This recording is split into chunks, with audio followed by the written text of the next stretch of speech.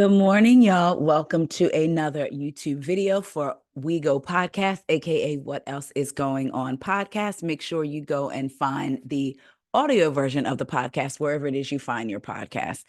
Spotify, I was going to say Instagram, maybe there too, but Spotify, iTunes, Amazon podcast. What Else Is Going On podcast. Episodes come out every Tuesday and Friday. Now, let's get into some topics that I wanted to talk to y'all about that came across the WeGo podcast desk. First, I want to talk about Mr. Don Lemon and X and Elon Musk. So remember yesterday, I talked about the story that has come out where Elon has pulled Don's show from the platform X after his interview with him. It seems like Mr. Elon Musk is all for free speech unless you're questioning him or have questions about some of the things that he has said and done. So we talked about that, and Don still expects to be paid out for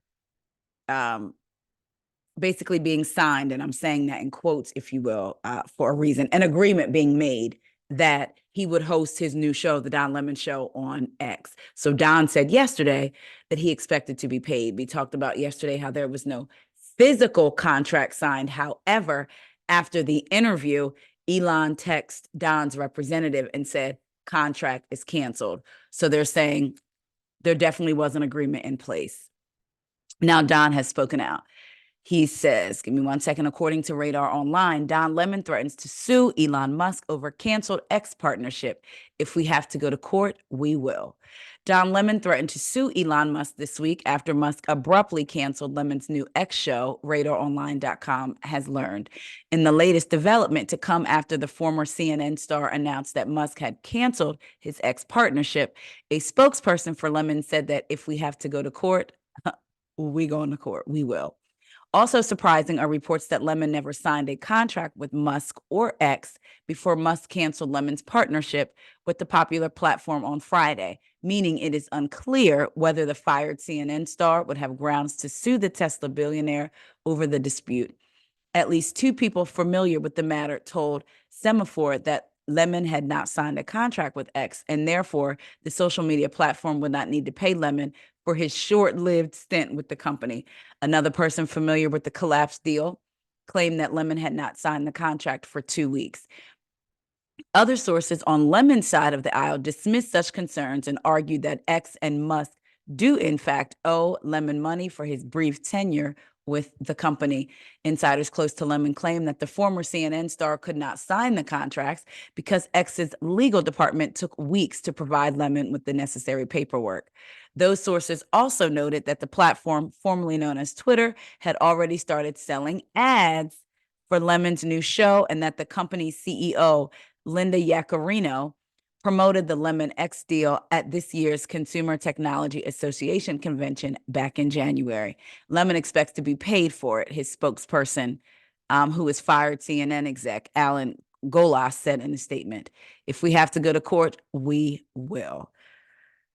I know that there are instances where a verbal contract is legally binding, and if they had already been promoting it, if they revealed it at this year's Consumer Technology Association convention back in January, and they have the text message from Elon saying the contract is canceled, I mean, it may seem that Don may have a case. We will see. Again, as I said yesterday, this will be Don's, if he gets paid out, his second job where he gets paid out and don't even have to do the job. So I ain't gonna lie, this may come off as biased, but I'm on Don's side with this clearly. And I don't even think it comes off as biased. It's just right is right and wrong is wrong. And I wonder if Elon thought Don was going to come over and praise him for his innovative, for him being innovative and just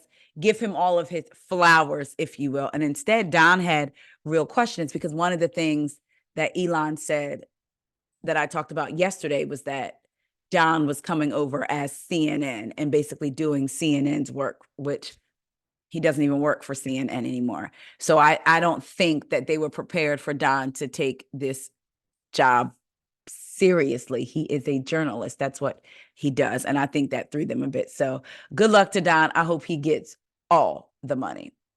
I think I may actually watch that interview. I believe Don said he's going to release it on YouTube if he hasn't already. I'm not sure, but we'll see. Next up, y'all, let's talk about Miss Regina King. First of all, my heart, I know all of our hearts continue to go out for Regina King, and we just wish her, man, just like nothing but love and just support and all of that. But she has spoken out for the first time since her son's passing by way of him taking his own life. Regina King still has a lot of guilt over son Ian Alexander Jr.'s him taking his life. Sadness will never go away. This is according to page 6. Regina King admitted that she still feels a lot of guilt over the death of her son, Ian Alexander, 2 years ago. When a parent loses a child, you still wonder, what could I have done that wouldn't have so that wouldn't have happened? The Shirley Star said on Good Morning America on Thursday.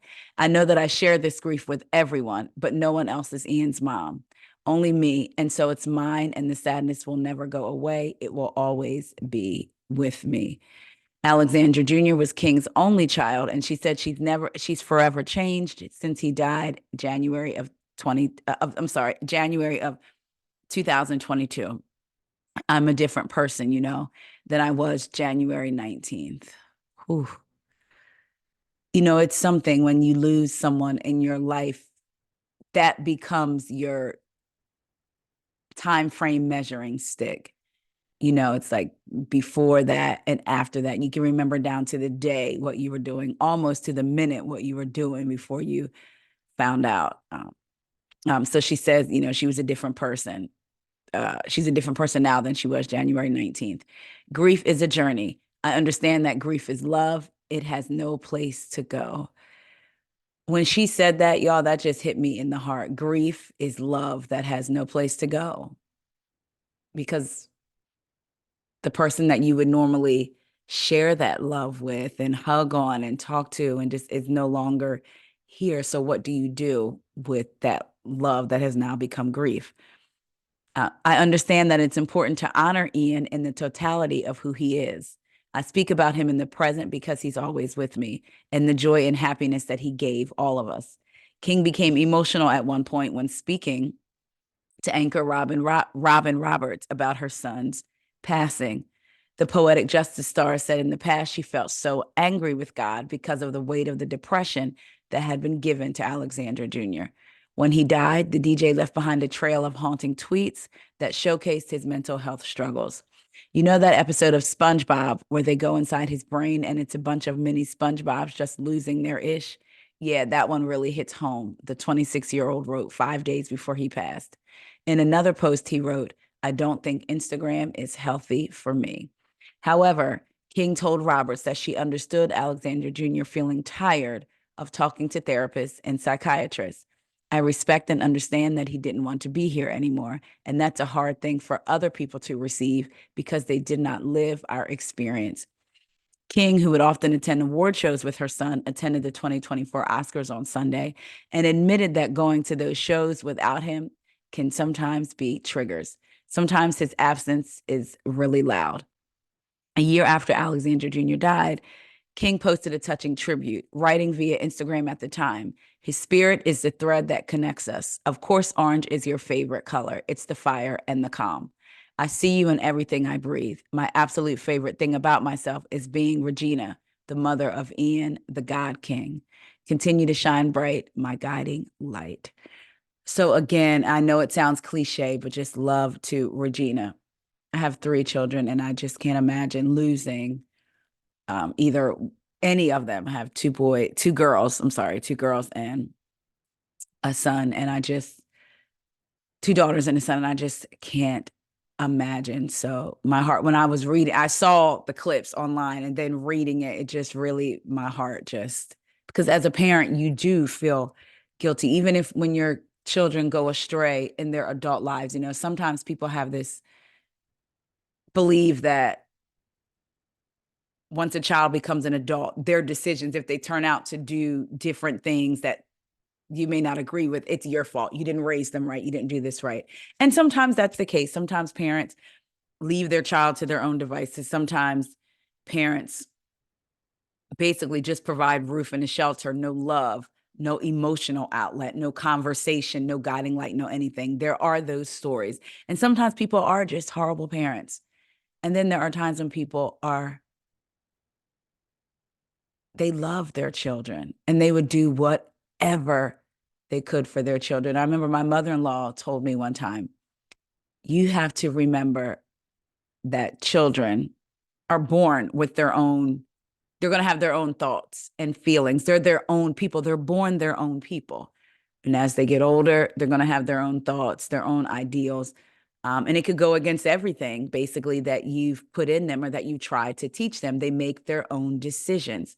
And you have to understand that and basically not blame yourself. So sometimes it's hard for me when I hear people blame parents for the decisions that their adult children make. And again, sometimes it could be tied back to that. I get that. But again, we're at the end of the day, we're all people, right? I am an adult child of someone.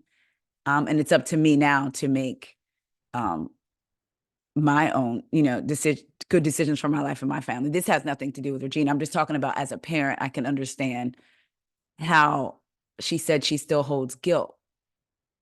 Because as a parent, you feel like I'm supposed to be able to fix everything. And the reality is you just can't. You can't as a parent. So my heart just truly hurts for her. She is a beautiful woman with a beautiful soul. And I'm glad that she continues to speak about him in the present and that he is always with her. So love to Regina.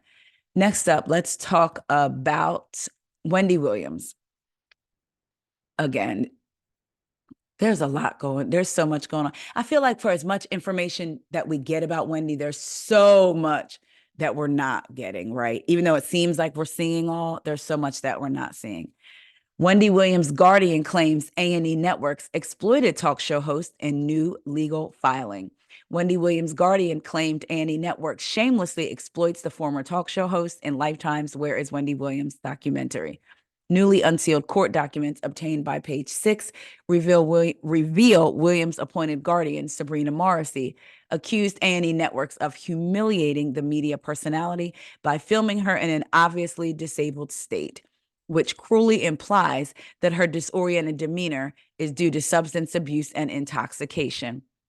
Morrissey alleged that Williams, 59, who was diagnosed with frontotemporal lobe dementia and aphasia in May of 2023, was told the two-part series, which aired February 24th and February 25th, would paint her in a positive manner like a phoenix rising from the ashes. She further claimed that when A&E Networks released a trailer for the documentary on February 2nd, they benefited from unconsciously exploiting Williams' condition and perhaps even disclosing her personal and private medical diagnosis for perceived entertainment value and the prurient interest of television viewers. This blatant exploitation of a vulnerable woman with a serious condition who is beloved by millions within and outside of the African American community is disgusting, and it cannot be allowed, the filing read. I'm gonna read that to you again. This blatant exploitation of a vulnerable woman with a serious medical condition who is beloved by millions within and outside of the African American community is disgusting, and it cannot be allowed. Now, why it couldn't have just said beloved? We look forward to the unsealing of our papers as well, as they tell a very different story. A spokesperson for A&E Network tells Page Six. Morrissey's lawsuit was originally filed in the New York County Supreme Court on February 20th, after the trailer was dropped, in an attempt to get a judge to order a temporary restraining order against the release of the documentary. According to the documents, A&E Network started filming Williams following a signed contract in January of 2023. However, Morrissey argues that Williams lacked the capacity to enter the agreement and sign on the documentary as an executive producer due to her condition. She then referenced Williams' court-ordered guardianship which she entered in February 2022, adding the former TV host was incapable of managing her own business and personal affairs, the documents read. Morrissey further said Williams nor herself approved of how the media mogul was filmed and portrayed in the trailer and documentary after being told it would serve as a comeback following the cancellation of the Wendy Williams show, which ran from 2008 to 2022. Additionally, Williams' manager for the project, William Selby, claimed he didn't review A&E Network's trailer or the Lifetime documentary per the documents. Now, we do know that he's no longer her manager. It's interesting, this filing. She filed it February 20th after the trailer dropped, hoping that the judge, after the trailer dropped, but before the documentary dropped, hoping that the judge would issue a temporary restraining order so that it could not be aired. A&E showed up in court that next day, honey, and the project was able to air. It's interesting that she talks about showing Wendy in this light, right?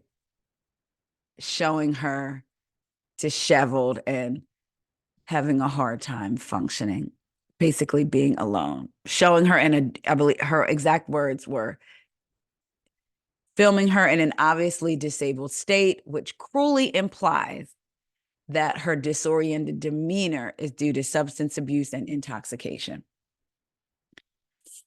They talked about her being diagnosed with the aphasia, right? In the documentary, her family. And they show her with alcohol that was clearly brought in by someone, purchased by someone, not Wendy herself, but someone clearly on her team. They show her crying, saying she misses her family, the same family that is not allowed to see her, the guardianship. They would have to jump through hoops and hurdles to see her. We see in the documentary when Wendy was in the custody of her son, when she was, well, not custody, but you know what I mean, when she was with her son and the family, she was healthy looking, right? Talking. Her state of mind seemed to be very different. And the judge threatened to put kidnapping charges on Kevin Jr. if he didn't return her to New York. And then they were told that they couldn't contact her and all of that. But she could contact them, which if you're dealing with a person with dementia, whether it's alcohol induced or not, it's dementia. So they may not even be able to contact their family. You know, I don't even probably have the right words, but this filing makes it seems to me as if this guardian is so concerned with Wendy, but you're more concerned with people seeing how Wendy is, which I think the guardianship has contributed to how Wendy is alone in her apartment, crying that she misses her family. Again, the same family that the guardianship is not allowing to visit her and see her and be around her. It is just so sad that this is where Wendy is at. And it just makes you look around at your own life and make sure that you have people in place that will fight for you and who really love you and really care about you and who are aware of things like this, guardianships. I had no idea that the amount of controversy surrounding guardianships and the different ways they make money, and all of that. You know, there's things you hear about, but you don't really get into it. Like I said, I just may not have the right words, but what it honestly comes down to is that I just feel for Wendy. She doesn't have her family. And then you have this guardian here who is suing the network basically because the network went ahead with the documentary and it was presented to Wendy differently. But to me, it doesn't even seem like the guardian has Wendy's best interest at heart. Everything, all the focus is on her money. That's it. It's on her money and not on Wendy herself, because if the focus was on Wendy, you would see how she was with her family, and her family wouldn't have to jump through hoops to visit her. That's just my personal opinion and my thoughts. It just seems like the focus is on the money and not on Wendy. And it just really sucks. So, whoo, child, prayers up for Wendy. Next up, let's get into Teyana Taylor and Iman Shumpert. According to Radar Online, Teyana Taylor's massive six-figure per month income revealed by ex-Iman Shumpert in divorce war. Ex-NBA star Iman Shumpert revealed his ex Teyana Taylor pulls in a substantial amount more than him every month as part of their bitter divorce war. According to court documents obtained by who else but RadarOnline.com, Shumpert revealed his gross monthly income is $47,981. He claimed Taylor pulls in around $100,184.36 in gross monthly income. Taylor secretly filed for divorce from Shumpert in January 2023. She demanded primary custody of their daughters, Junie and Rue, along with support. The split has been extremely contentious. Taylor accused Shumpert of being an insanely jealous partner who couldn't handle her success. At one point, she claimed their kids appeared disheveled while in the care of Shumpert. Shumpert opposed Taylor's custody request and said the kids should live equally with both parents. Recently, the singer accused her ex of causing the utilities to be shut off at her Georgia home after he moved out. He denied the claims. In his recent filing, Shumpert proposed to pay $8,000 per month in support, and Taylor pay around $10,000 for their children's expenses. Shumpert once again suggested the court grant him joint custody of his children, another provision he added to his proposal related to his children's schooling. It reads, for so long as the father accepts the financial responsibility for and actually pays all of the costs of private school education, including tuition, books, fees, uniforms, and all other such costs, which are required to be paid directly to the school, the father shall be awarded the tie-breaking decision-making authority on issues related to education. So basically, they're saying if he takes care of everything regarding school for the kids, every single thing, and if it comes down to a decision needing to be made about the education with the kids, and if they disagree, his vote would supersede. He's the tiebreaker. Whew, child. Shumpert's proposal had a provision that said each parent shall have the right to take the children to the church or other place of worship chosen by the parent, so exercising parenting time. The ex-NBA star asked that he be granted tie-breaking decision-making authority over personal access by the children to social media. So if she says they can have it, he says they can't. He wants his vote to be the deciding factor.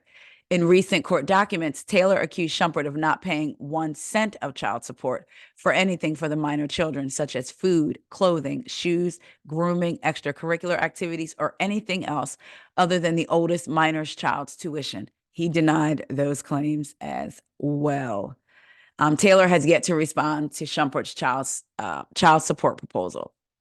So he's saying, look, I only make $47,000 a month. She brings in $100,000 a month. I'm willing to pay $8,000 a month. She needs to pay $10,000 towards the kids, and I should have the tie-breaking decision over social media.